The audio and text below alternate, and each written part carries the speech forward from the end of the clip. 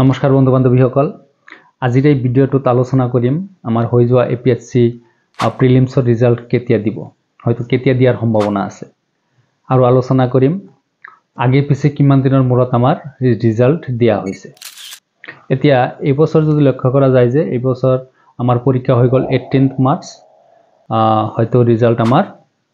এপ্ৰিল মাহতে প্ৰকাশ পাব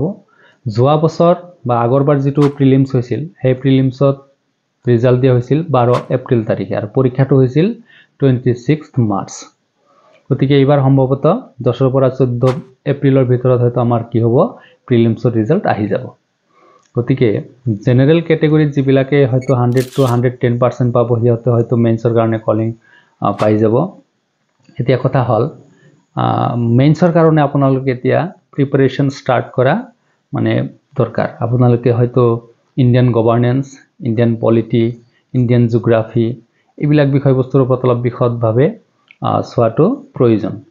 প্ৰত্যেকটো কোৱেশ্চন প্ৰত্যেকটো বিভাগৰ কোৱেশ্চন আপোনালোকে হয়তো প্ৰেক্টিস আৰম্ভ কৰিব পাৰে সময় বহুত কম থাকে so you should practice writing every questions in 250 words কিছুমান হয়তো 300 words কিছুমান 400 words এনেকৈ আপোনালোকে প্ৰেক্টিস আৰম্ভ কৰিব পাৰে স্পেশালি আপোনালোকে you should look into the Indian culture to অলপ ভালকৈ আপোনালোকে চাই থাকক ancient history to চাব অলপ ভালকৈ case studies disaster management education environmental যিবিলাক facts আছে acts বিলাক আছে এইবিলাক environmental ecology যিবিলাক আছে এইবিলাক আপোনালোকে চাব পাৰে মেইনছৰ কাৰণে organization যিমান আছে এইবিলাকৰ কাৰণে আপোনালোকে ষ্টাডি আৰম্ভ কৰি দিব পাৰে polity governance science and technology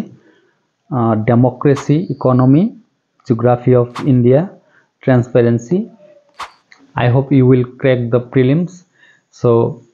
get ready for mains and the topics I have already mentioned you should look very carefully